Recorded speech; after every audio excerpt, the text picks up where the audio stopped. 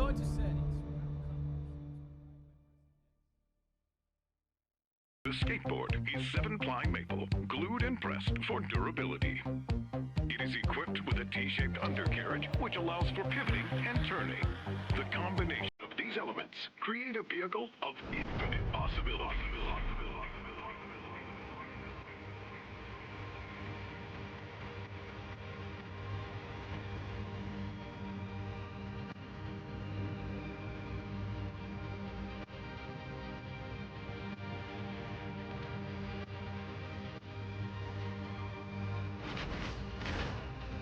Oh, hi there.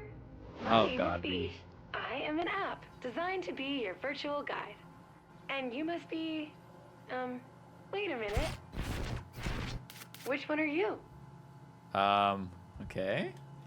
Guess we select our characters. These characters look the same from the playtests. Not too shabby. She kind of looks interesting. Actually, should we pick her? You know what? Let's pick her.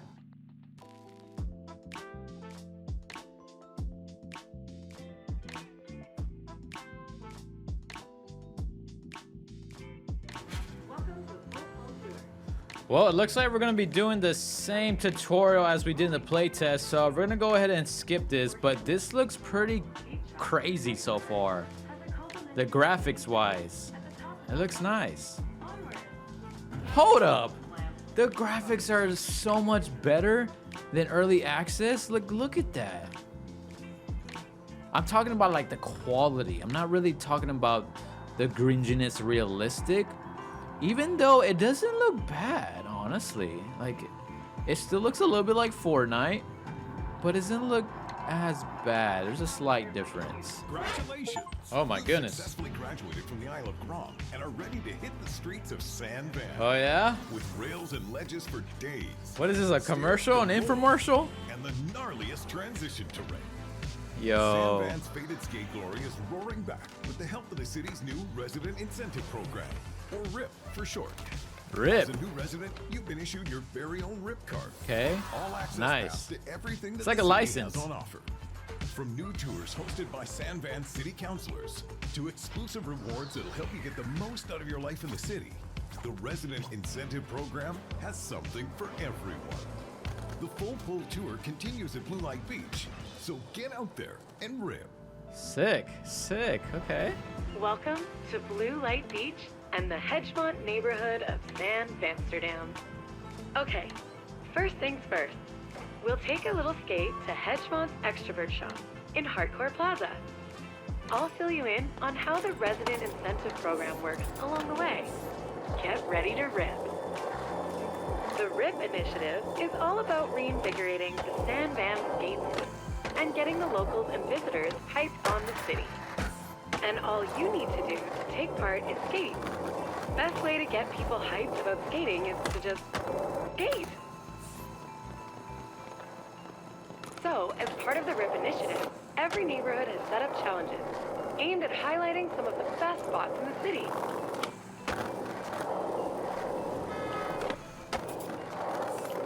There are a few types of challenges. Each one highlights a different aspect of what makes San Van so special to skaters. Completing challenges earns reputation. The more rep you've got, the more challenges the SVCC will throw your way. They want you amping the local scene. They'll also flow you rip chips, perfect for picking up the newest stuff at Extrovert. There's a challenge waiting for you up ahead. I will say this, the Now, quality of the that kid looks graphics, great, the but it quality of might the not be graphics you. look definitely Luckily, better you have a line than challenge. version 27. A Let's little shut bit it better, down, not so score much, some a rip lot, chips, but a and little maybe bit. grab There's some some new noticeable gear. differences, especially in the shadows and the darker areas. The gameplay still feels pretty smooth as ever. Challenges give you a series of goals. But I'm to still follow the waiting path to and see throw in a couple tricks if you're any feeling like it. significant changes that the people have been begging for.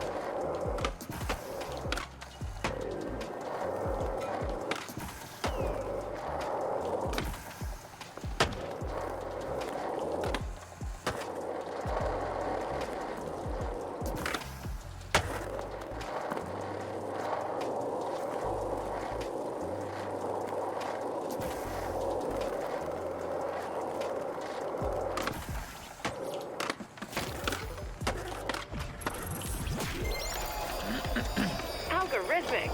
That line was sick.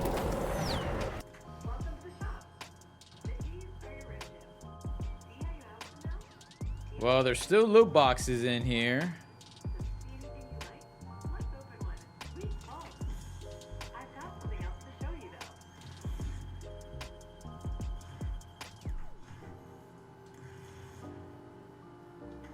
Did they lower the price of them? That's what I want to check. Expressing yourself is a big part of your clothes here. Peruse what you got on hand and switch it up if you feel like it.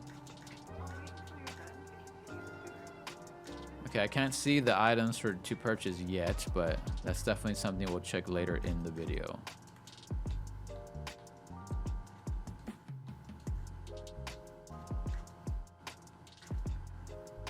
Okay, the map. Okay, the map is still the same as the playtest. There's no expansion out here. But of course, they will be adding to it. So we're just going to have to wait and see what happens. But as far as like the graphics and the map right here, it definitely looks a little bit more detailed. It looks a little bit more refined for sure. This spot is the Hedgemont Steak You Know. The local steak crew at Hedgemont would probably be stoked to see what you have for this spot. They're called the Duck, and they love the hedge.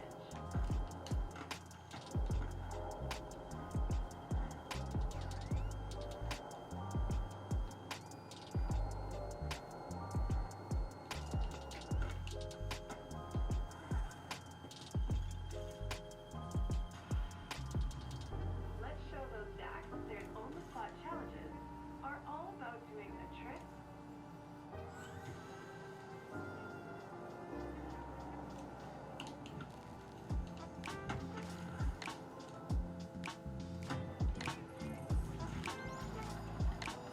Congratulations.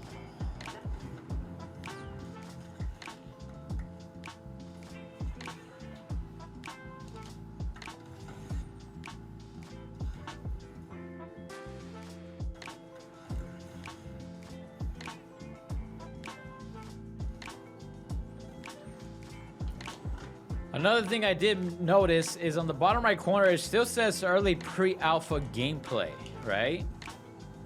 I'm curious if the graphics are gonna just get even more better, because like I was saying earlier, it's a pretty decent upgrade from the playtest version 27 from what it looks like. I don't know. To me, it looks a little better. Not a whole lot, but a little better for sure. The tutorial here is definitely the same as the playtest, so you guys are not missing out on nothing. I'm still in search to see what significant changes there really are here. So the store's still not working, which is interesting. Maybe they'll release the store soon, I would think. Not sure what's going on with that. Let's open up a box though. Let's see. Open this one. And we get a blue shirt. Progression and a blue shirt. Wow.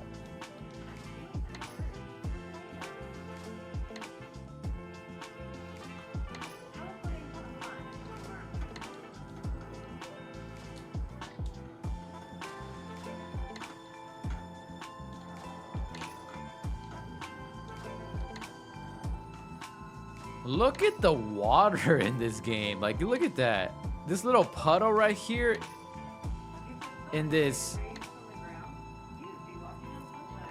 half pipe vert area, it looks so realistic. Like, this is something you would see in real life. Like, little details like that mean a lot. We're here on the bridge, the infamous bridge that is under construction. As you see directly in front of me, it's potentially a new expansion coming to the game later on. That's a lot of speculation. But if you guys remember early on, the gameplay that we're seeing from the early on play testing, that city looks like that world that we were playing in at that time, if that makes sense. So my theory is that obviously By the looks of it, it's still under construction. And then eventually this bridge will be completed and connected to that city. And then we'll be able to cross the bridge and head on over to that portion of the world. Exciting stuff to come in the future. Before I show you guys the settings that you need to have in order to feel a little bit more like Skate 3, I'm gonna head over to the version 2 park and play is what I'm calling it. Here it is. Let's go right inside. Let's take the stairs like a true gentleman, or in this case, queen. That's a whole bunch of stairs, that's for dang sure. Goodness gracious, I'm getting dizzy. How far does this go? Oh my, it just keeps on going. Oh, okay, finally, goodness gracious. And there's still more stairs. Oh, of course, not surprising at all. All right, finally at the top. Would you look at those skyscrapers?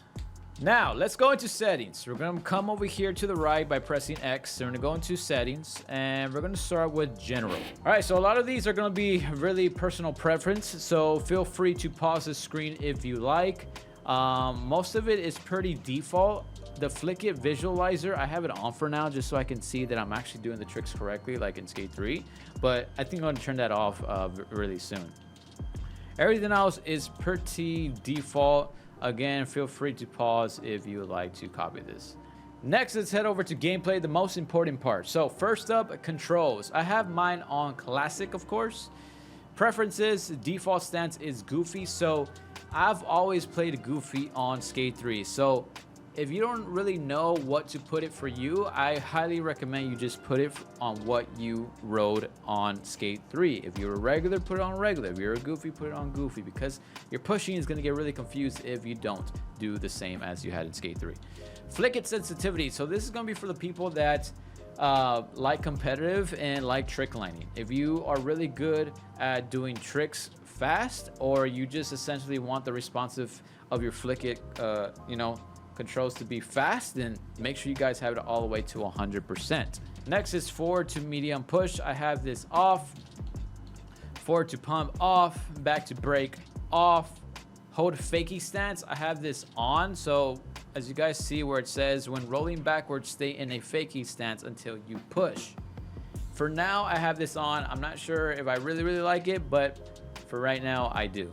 Use front/back foot push controls. I have that on. Jump button to ollie, have it off. Swap X and A while on board, on. I have this one on. Jump on button release, off. And that's it for the controls. Next is the assists. Some important ones in here. Grind assist amount. For me, I have it at 100%. You guys know that I am a trick liner on Skate 3. I don't care about doing realistic tricks. I want to do crazy tricks, right? And to do that, you need to be in easy mode on Skate 3. So having the grind assist all the way to 100 is basically putting this game on easy mode. And I find it that it's actually helpful for the way I play this game. So put it on 100 if you like. Vert pump assist. I have this on 0. I want to make sure I get the most amount of possible speed and air as possible. So that's why I have it on 0. Allowed fall height. I have this at 2. I think that's default. Friendlier wipeout threshold, I have that on. Minimum pop height amount. So this is another important one. Again, this goes back to getting close to that easy mode on Skate 3. If you're not playing this game realistically, you don't care to play this game realistically, put this on 100. This is going to get you the highest pop possible whenever you're doing your competitive runs, trick spamming, or even when you start to trick line. Onboard helpers, flip tricks, catch assist. So as it says in the description, flip tricks will always catch before landing. This is going to be helpful if you have the option where you can hold a flip trick and it keeps spinning. This is going to be really helpful for that, or else you're going to have to basically time it correctly. So I just have that on for now. Streamline Flick It tricks. I have this off. As you can see in the description, flicking R in any upward or sideways direction will perform basic flip tricks at max height. So I have this off because I noticed that when I'm trying to do competitive, it messes up my trick. Like it just completely does something else, and I wasn't even trying to do that. So make sure you have that off if you're going to do competitive, you're going to trick spam, and possibly trick line. So definitely competitive, turn that off. Enable semi-auto pumping. This is on. So essentially, as soon as I do one pump, as soon as I push, I'm gonna get the full amount of speed possible. Again, if you want to realistic skate or have the most realism, turn that off. Prevent low spin airs. In the description it says helps prevent accidental spins when getting very low amounts of air while turning and riding. So this I don't really care about, so I just left it off just so I can, if I'm trick lining, if I'm in a line that requires me to do that, because with trick line there is a lot of instances where you're going to be going fast. So I want to make sure I'm able to do some crazy spins. Required grab while flipping. Again, this is another of those things where if you're going to be trick lining, you want to turn this off because it's going to prevent you from continuing the sequence.